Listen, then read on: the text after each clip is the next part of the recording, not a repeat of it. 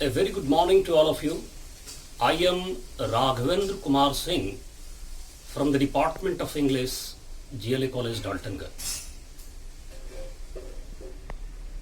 My dear students, this class is meant for the students of English Honours Part 3rd. The topic is the function of criticism, and this is from paper number 6. The function of criticism is an essay in English written by T.S. Eliot. T.S. Eliot is known as one of the greatest literary figures of modern age. T.S. Eliot needs no introduction. T.S. Eliot was a versatile genius, and before we discuss the content ideas of this essay, it will be wise on our part to take into account two things. The first thing is to gather knowledge about T.S. Eliot's art, and the second thing is to understand the thinking pattern of T.S. Eliot. There is a saying in English, it needs both the rain and sunshine to create a rainbow on the horizon.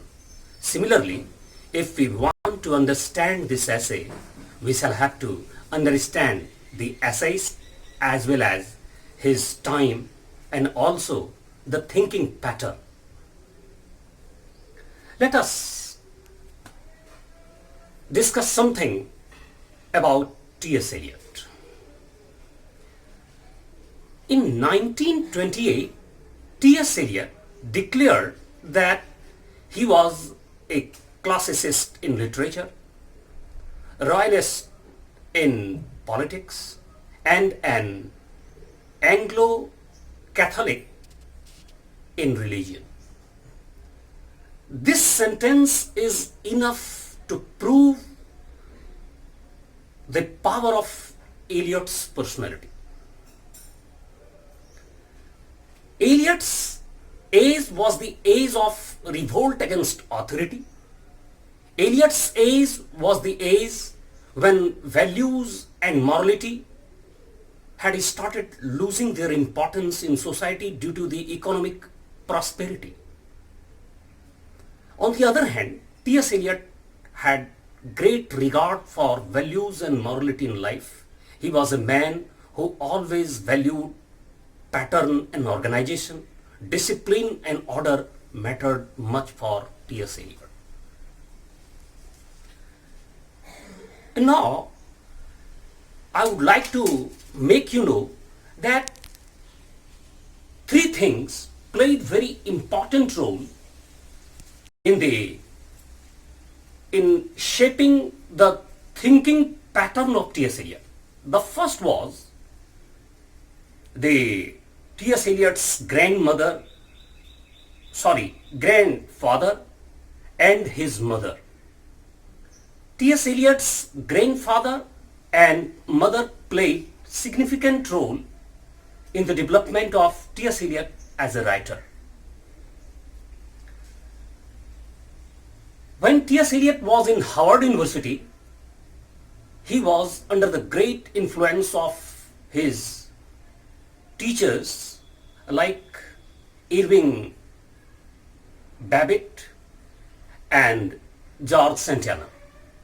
These two teachers profoundly influenced him.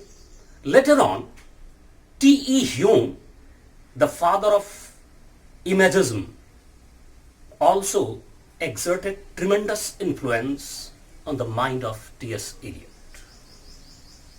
Here, it is to be noted that T.S. Eliot was a versatile genius.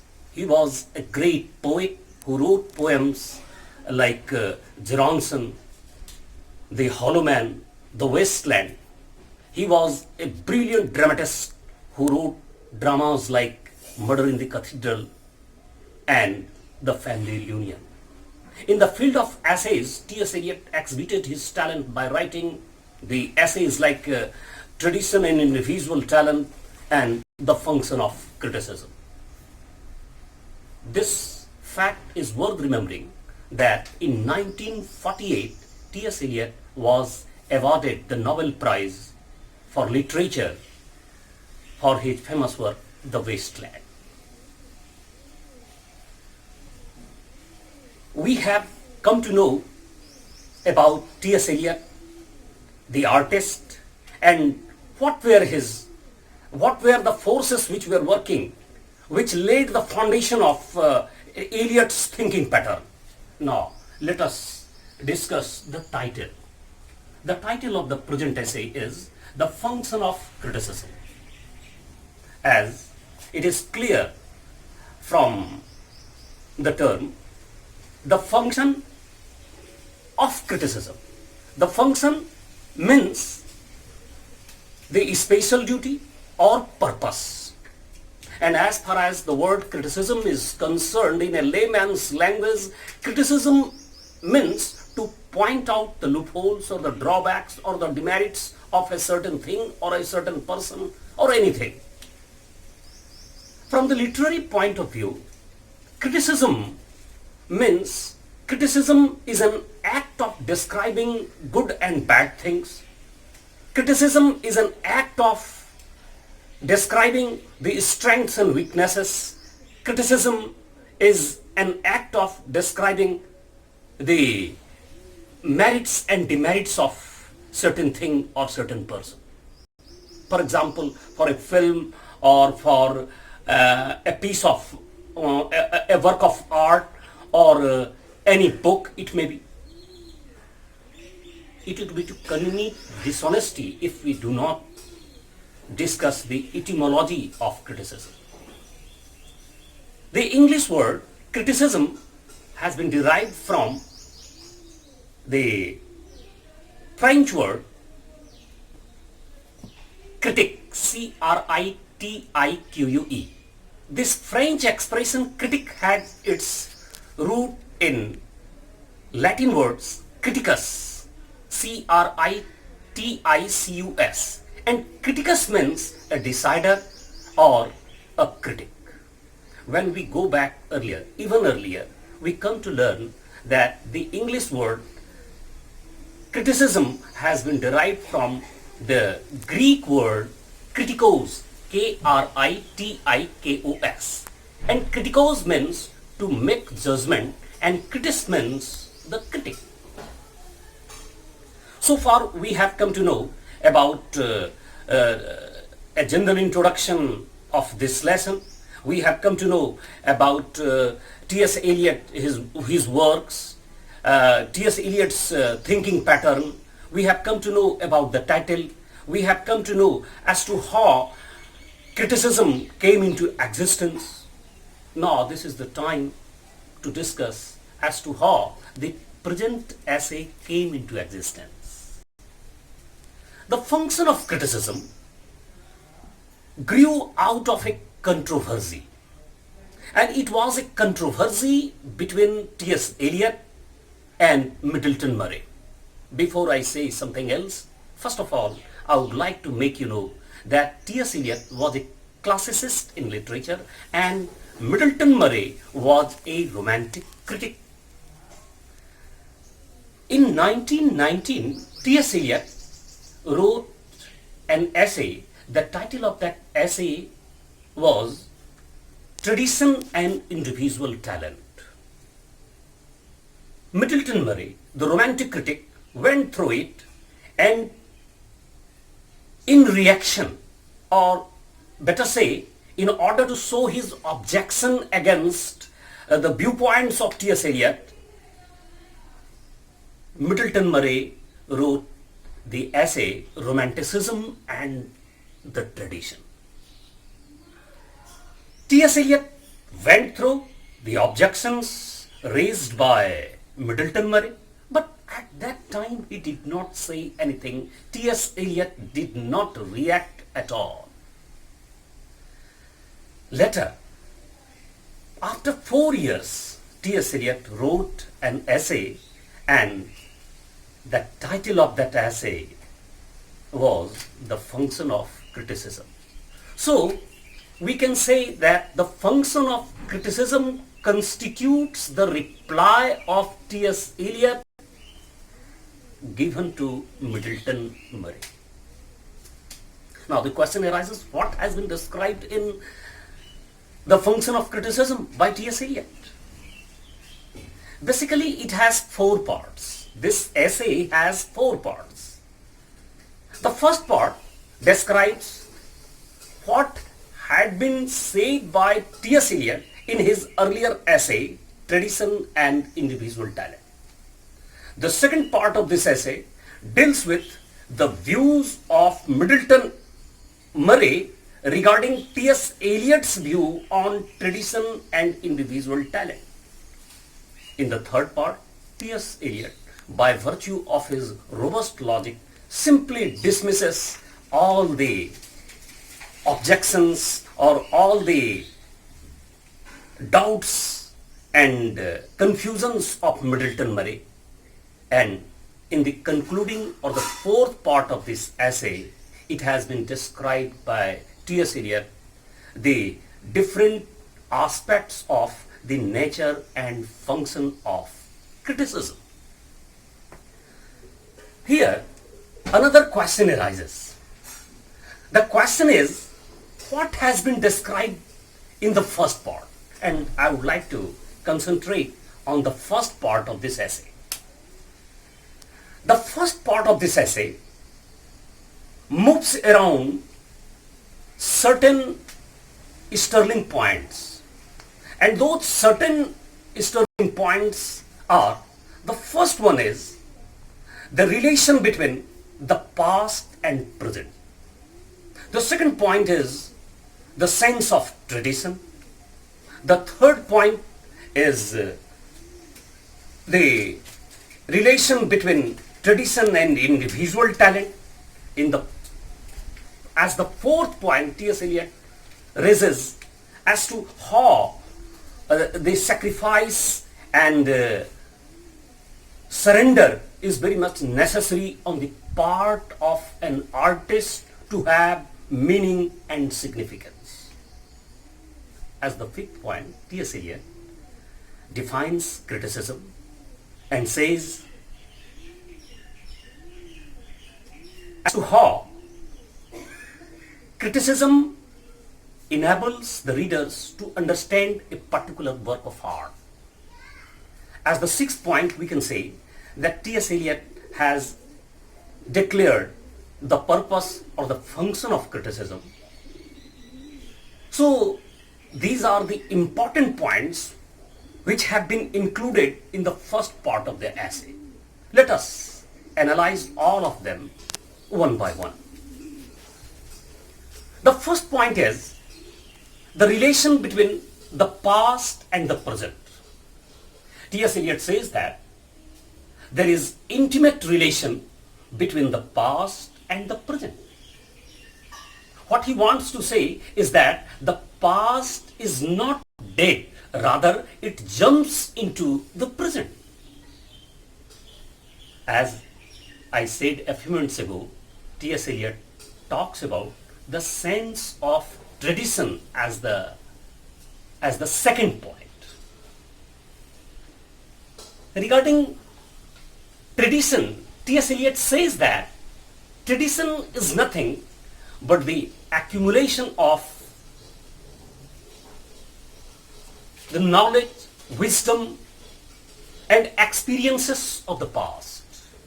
Very soon, T.S. Eliot presents the term of the single literary tradition. By single literary tradition, T.S. Eliot means that the entire literature of Europe from Homer down to the present age is one.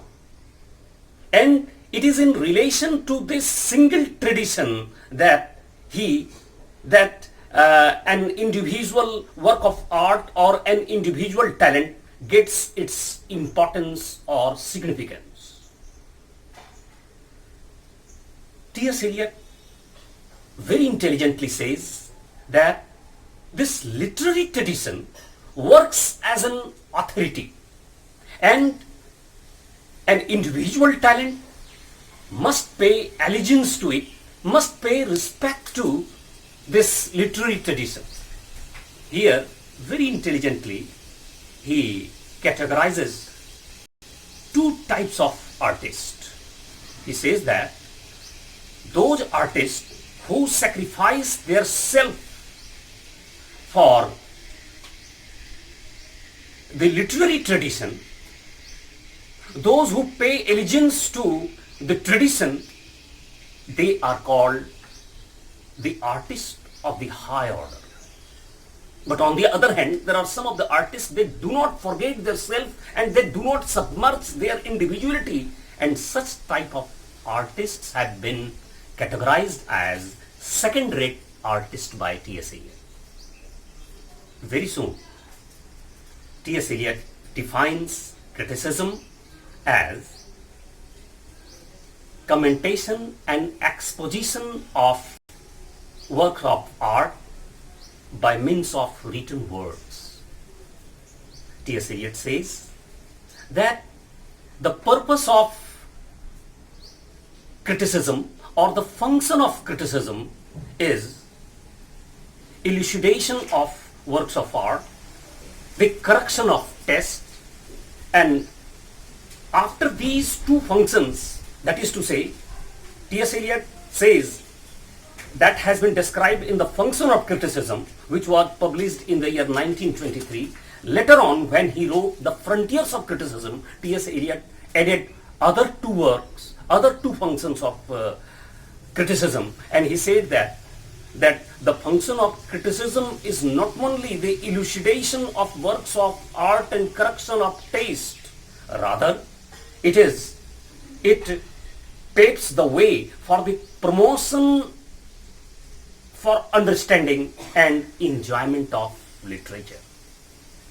In this way, T.S. Eliot very intelligently describes the function of criticism, and the power of the first part of this essay lies in this fact that, of course, this essay grew out of a controversy, but nowhere in the first part or anywhere T.S. Eliot imposes anything upon the readers, or in nowhere he has any malice, or he is not at all envious of Middleton Murray, or whenever he has to say something, he doesn't impose anything. Rather, he convinces the readers, and his convincing power becomes so acceptable that whatever T.S. Eliot says becomes irrefutable, and here lies the power of his pen, and here lies the greatness of T.S. Eliot as a critic. And this is the time when I would like to quote the line of R.W. Emerson, and that holds good with the personality of T.S. Eliot, when R.W. Emerson says, "When nature has great work to do, she creates a genius for it." Without any doubt, T.S. Eliot is a wonderful diamond in the garden of English literature. And as long as the sun shines in the sky, as long as the moon is there in this world, T.S. Eliot would continue to dazzle like a diamond in the garden of literature. Now, to show some of the slides with the help of which I would like to go into your mind, and I'm sure of it, by seeing all these things, you will not feel any difficulty in understanding this chapter written by T.S. Eliot. Boys and girls, before I wind up my lecture, in order to recapitulate this idea in connection with the function of criticism, I would like to focus on some of the slides prepared by me, and I am sure of it that these slides will help you a lot in understanding this chapter. The function of criticism has been written by T.S. Eliot. His full name is Thomas Stearns Eliot. He was born in the year 1888 and he passed away from this world in 1965. T.S. Eliot was born at St. Louis in the USA on 20th September 1888. T.S. Eliot graduated from Howard University in 1910. T.S. Eliot was married to an English girl, Vivian Hay, in 1950. Here one thing is to be taken into account, and that is that T.S. Eliot by birth was an American who obtained the citizenship of Britain with the passage of time.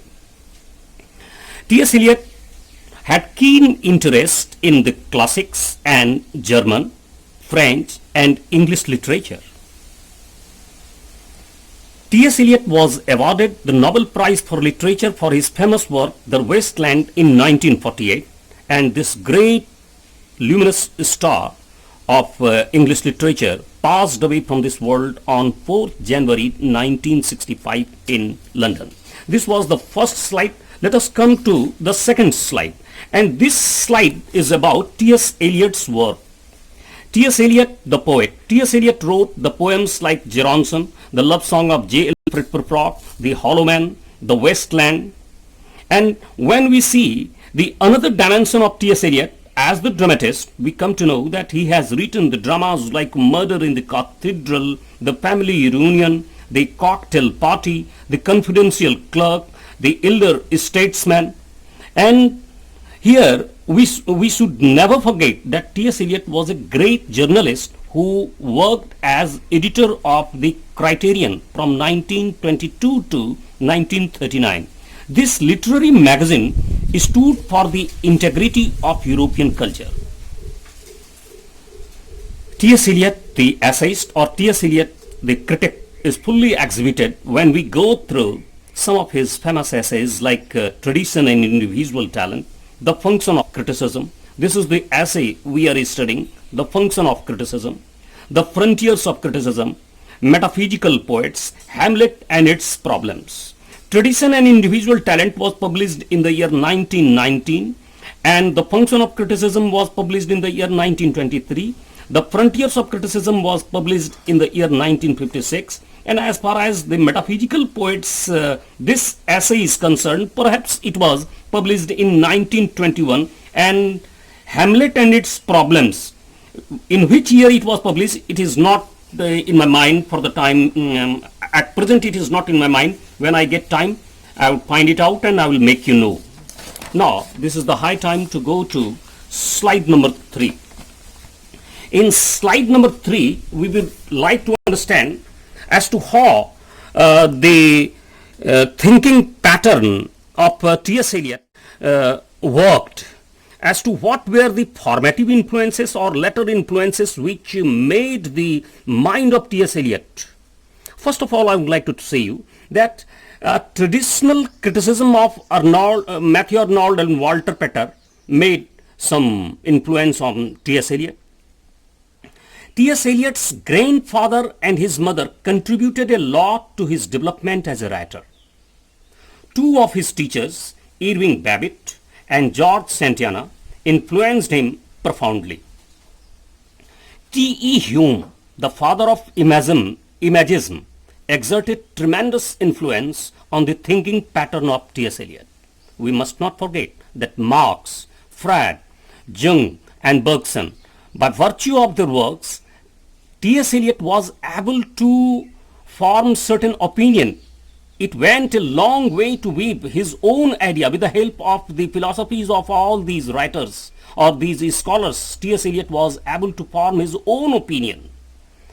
So these things were very much instrumental in laying the foundation of his own thinking pattern, and he was a man of original thinking. And what should I say? Two things are to be taken into account. Three things, not two things, three things. Eliot's grandfather and his mother, and two of his teachers, Irving Babbitt and George Santayana, and T.E. Hume, the father of imagism. These three forces worked a lot to give birth to T.S. Eliot as a writer. Academic criticism of scholar critics like George Sainsbury, Edward Dodden, A.C. Bradley, Oliver Elton, W. J. Cawthorpe also made formative influences on T.S. Eliot. So this was the slide number 3, where we understood means as to how the thinking pattern of T.S. Eliot was formed with the passage of time. Once again, I would like to remind you this fact that T.S. Eliot was basically, he was born in America. He was, by birth, he was an American, but later on he obtained the citizenship of Britain. Now, this is slide number 4, which will help a lot in understanding. Here you see the past. As I said you a few minutes ago, that in the function of criticism, first of all, T.S. Eliot, in the first part, he says that the past is not dead. The past jumps into the present. And he says that the past lives on in the present. And so, on the basis of this, T.S. Eliot says that there is an intimate relationship between the past and the present. So this was the first point of the function of criticism. The first part of the function of criticism, T.S. Eliot says this one.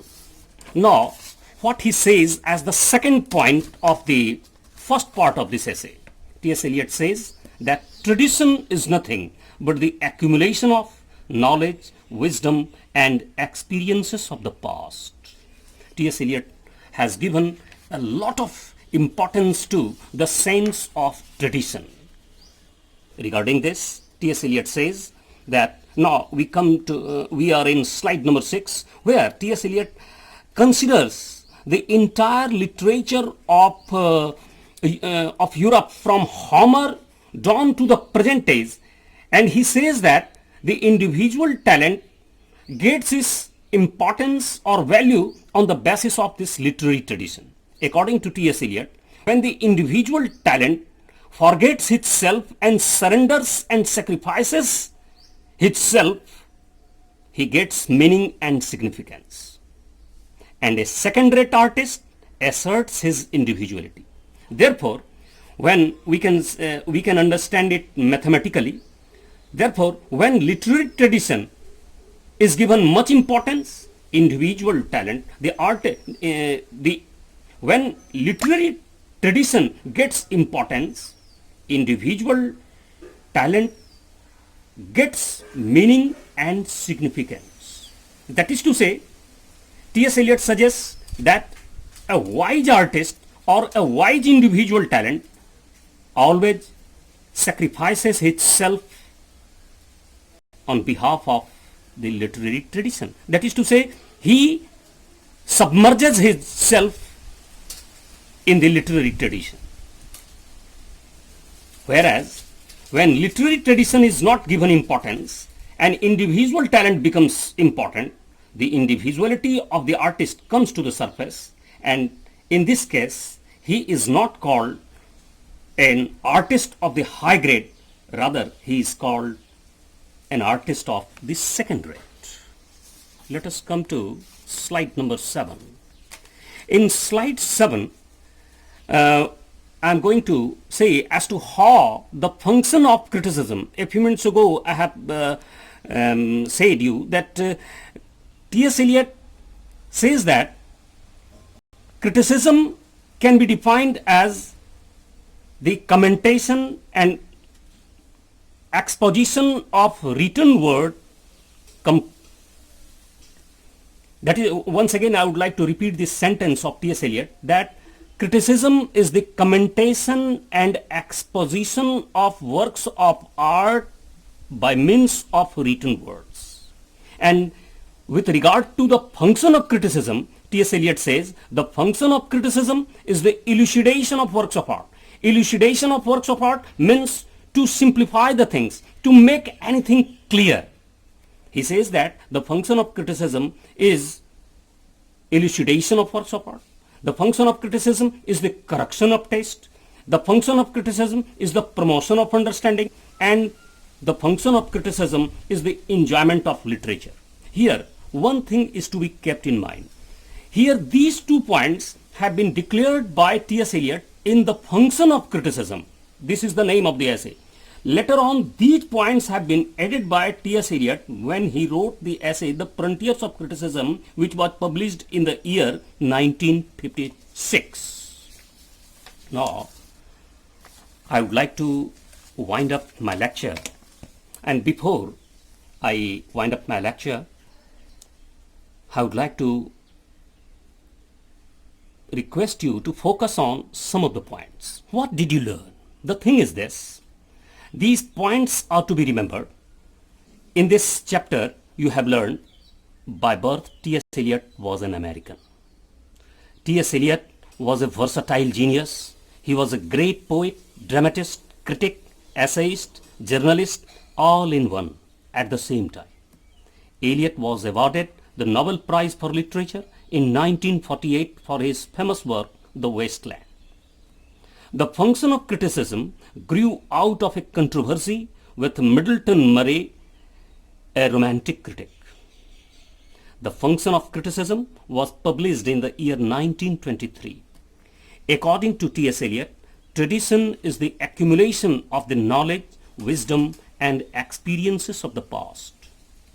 The purpose or the function of criticism is the elucidation of works of art and the correction of taste. Eliot defines criticism as the commentation and exposition of works of art by means of written words. Eliot was a classicist in literature, a royalist in politics, and an Anglo-Catholic in religion. That's your all about for the day. Thank you so much. Wish you all the best. Thank you so much.